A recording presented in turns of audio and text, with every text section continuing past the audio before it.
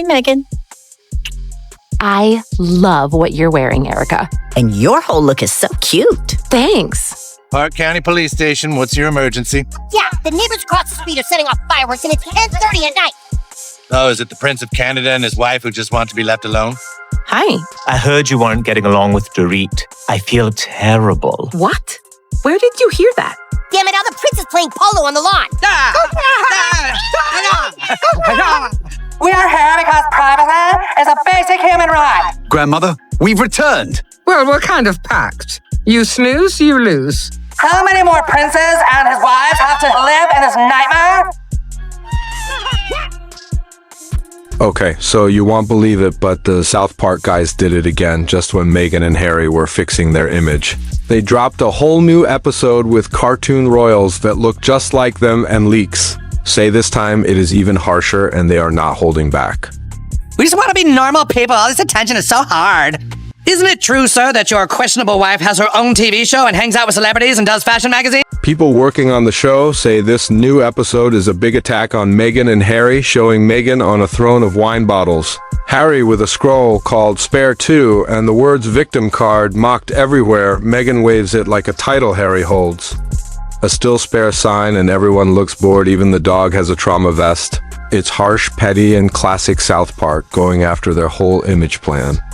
I'm sorry, I'm just really stressed. We're completely out of money.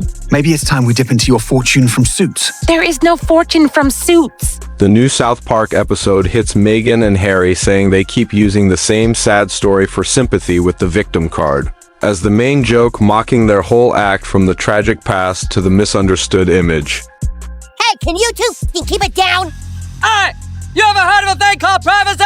A leaked scene shows Meghan with a huge victim card crying into a giant wine glass, Harry with his spare parts cup, and a gag of her swiping the card. Everywhere getting insufficient accountability. It's petty, savage, and hits close to home.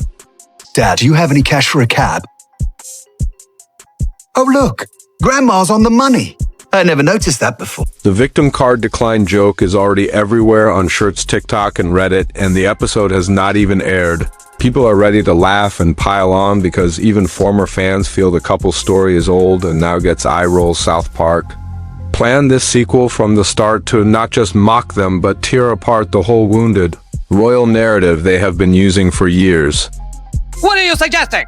Well, I just think some people might say that your Instagram-loving wife actually doesn't want her privacy. Rumor says weeks after the first Privacy Tour episode, Trey Parker asked, did we go far enough, and decided they had barely started, so they spent months digging through interviews, podcasts, and posts, finding the same victim storyline again and again, and planned a response episode with Meghan giving long, sad speeches to bored villagers and notes calling it performative sadness, while Harry is shown as confused, anxious, and needing the victim story to keep going. Ooh, remind me to tell them the story about when I bought milk. I think you just told it. Leaks show scenes of Harry Googling what happens if people stop believing me and Meghan on a throne of shattered wine bottles from past flops, holding the victim card like a crown, with fans turning the images into memes, and the victim card declined. Joke going viral, even former supporters saying South Park might have gone easy the first time. Yeah, nobody gives a shit. Will you two just shut up and go away? Inside Archwell sources say the leaks caused a full panic, with lawyers and PR teams rushing and canceling plans and calling it worse than Spotify. The first South Park episode and even the Oprah fallout, because these were full scenes, not teasers, and they feared what the final episode would bring.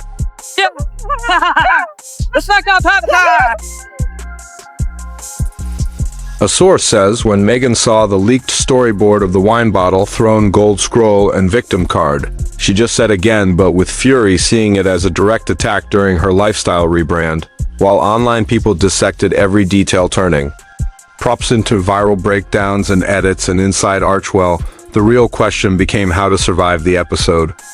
How dare you, sir? My Instagram-loving wife has always wanted her privacy! Sources say Meghan's lawyers started drafting cease and desist letters for South Park and sites sharing the leaks, but were told, you can't unring a bell, especially when the meme already had millions of views. PR ideas for statements or distractions were shut down because any move could feed the satire, with people online running wild, turning victim card declined into a viral movement, making AI edits fake trailers and memes that spread even faster than Archwell could react. Hi, I'm Meghan Markle, And I'm Harry. Harry. and we're royally screwed. South Park's leaks tore through Meghan's soft power-controlled story and emotional appeal in just a few frames and online.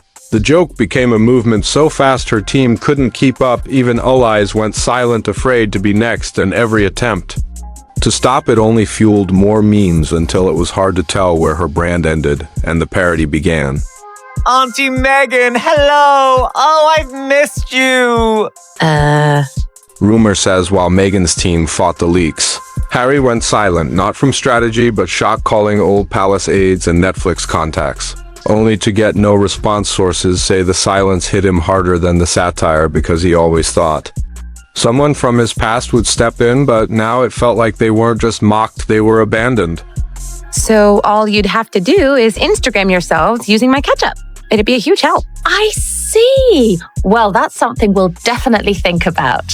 Insiders say Harry became withdrawn, taking long walks, skipping calls, and staring at his phone. The cartoon scene of him with a baby bottle, labeled validation, reportedly hit hardest, showing him as stuck in a loop. He thought of writing something personal, but was told it would look weak and confirmed the leaks. Meanwhile, the victim card meme exploded online with TikTok jokes. Captions like "please swipe again" and "card expired" spreading nonstop until it felt like everyone had joined in.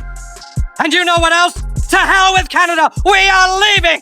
We'll go find some quiet place where we can be normal people! Come on, wife! Jokes about Meghan and Harry jumped from TikTok to late-night shows with Kimmel, Colbert, and Fallon all taking shots. Stand-up comics roasted them, parody Instagram accounts popped up, and even another cartoon slipped in a background gag. Fans spread it everywhere, and the worst part for Meghan's team was that none of it was planned. It was just the culture turning on its own. Why are we so mad today? Because we want our privacy! Meghan and Harry were being mocked, not for saying something new, but for never stopping. The same story turning brave into boring and making themselves parody proof. A strategist said you can't satirize them harder than they already have. Then Trey Parker quietly fueled it at a small event, saying if the leaks scare them, wait till you see what didn't leak, hinting that the real punches are still to come.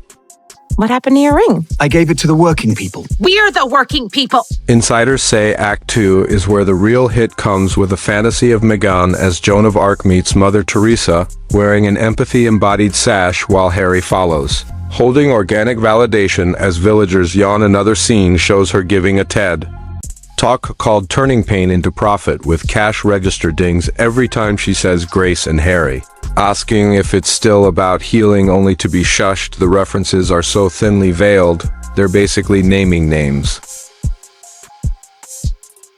Why did you bring that with you again, Harry? You know, in case someone wants a massage, I'll do a few outcalls. Sources say Meghan's team is panicking again because Trey's "wait till you see what didn't leak" confirmed the episode is finished and sharper than they feared, with Act 2 scenes aimed so clearly even friendly outlets can't defend.